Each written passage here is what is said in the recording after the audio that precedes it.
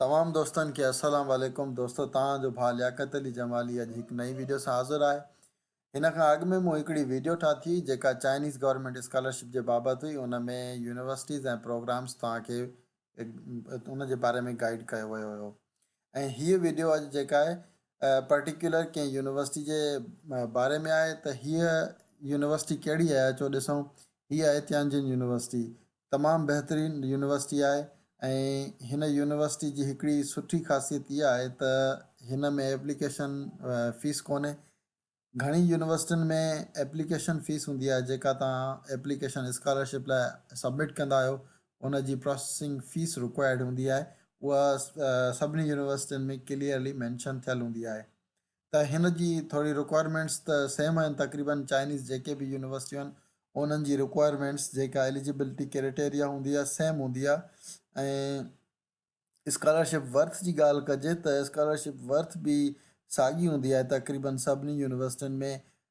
जेको masters student हूंदो आहे मास्टर्स स्टूडेंट खे 3000 RMB ॾिना वेंदा आहिनि ऐं PhD खे 3500।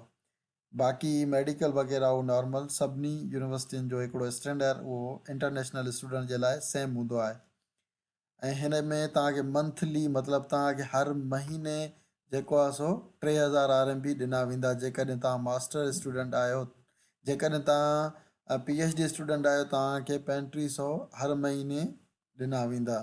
मतिलबु 3500 खे जेकॾहिं ॾिठो वञे त 3500 पाकिस्तानी करंसी में तव्हांजो कन्वर्ट कयूं हिन वक़्तु जेको रेट आहे चाइनीज़ RMB जो उहो लॻभॻि मतिलबु 23 जा आहे। 23 ज़रबिया जेकॾहिं असां 3500 कयूं था त असांजो टोटल अमाउंट थो बीहे 80,500। मतिलबु 80,500 चाइनीज़ गवर्नमेंट हर महीने तव्हांखे पे कंदी जेकॾहिं तव्हां PhD जा कैंडिडेट आहियो। उन खां अलावा जेकॾहिं तव्हां मास्टर्स जा स्टूडेंट आहियो त तव्हांखे चाइनीज़ गवर्नमेंट हर महीने 3000 RMB सॉरी 3000 RMB पे कंदी जंहिंजी वर्थ तक़रीबन 69,000 बीहे थी। दोस्तो हीउ वॾो अमाउंट आहे 69,000। जेकॾहिं 69 मां तव्हां 30,000 खां 20,000 या जेतिरो तव्हां स्टैंडर्ड पंहिंजे स्टैंडर्ड जे मुताबिक़ ख़र्चु कयो ऐं कुझु बचाए बि सघो था। जेकॾहिं तव्हां अधु ख़र्चु कयो अधु बचाए सघो था। दोस्तो उन खां अलावा हिन में काफ़ी ॿिया फ़ाइदा इहे आहिनि त तव्हांजी लिविंग जेका आहे उहा फ्री हूंदी आहे ऑन कैंपस।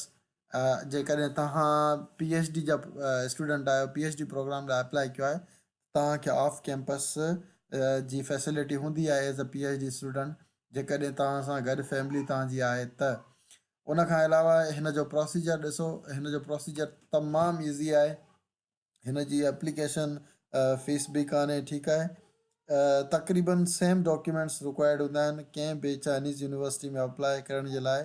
त नॉर्मली सभिनी यूनिवर्सिटियुनि वांगुरु ई हिन यूनिवर्सिटी जी रिक्वायरमेंट बि साॻी आहे जेका तव्हां हिते हेठि ॾिसो एप्लीकेशन मटीरियल में जेकी शयूं मैंशन आहिनि तव्हांखे इहे प्रिपेयर करणियूं पवंदियूं।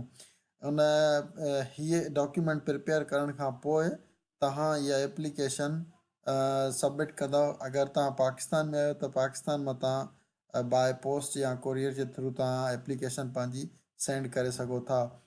जेकॾहिं तव्हांजो कोई हुते दोस्त आहे उनखे तव्हां स्कैन करे डॉक्यूमेंट मोकिलियो उहो हुते प्रिंट करे तव्हांजी एप्लीकेशन सबमिट करे सघे थो विदाउट एनी फीस। ठीकु आहे दोस्तो।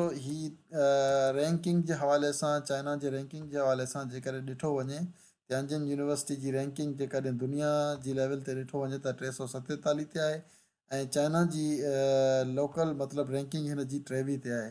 त हीअ तमामु बहितरीनु रैंकिंग आहे। 23 पूरे चाइना में तमामु बहितरीनु रैंकिंग आहे। 347 पूरी दुनिया में तमामु बहितरीनु रैंकिंग आहे। उन खां अलावा तव्हां हिन जो ओवरऑल स्कोर वग़ैरह ॿी इंफॉर्मेशन बि ॾिसी सघो था। त मतिलबु हीअ तमामु बहितरीनु यूनिवर्सिटी आहे ऐं हीअ पुराणी फिगर आहे ऐं हिन वक़्तु जेका रैंकिंग आहे हिन जी तमामु बहितरु आहे। मुंहिंजे ख़्याल में कोई 18 या 17 नंबर ते आहे यूनिवर्सिटी पूरे चाइना में। दोस्तो हीअ आहे तियानजिन यूनिवर्सिटी ऐं शॉर्ट इंट्रोडक्शन हुयो। बराए महिरबानी मुंहिंजे वीडियो खे वधि में वधि शेयर कयो, सब्सक्राइब कयो ऐं लाइक कयो।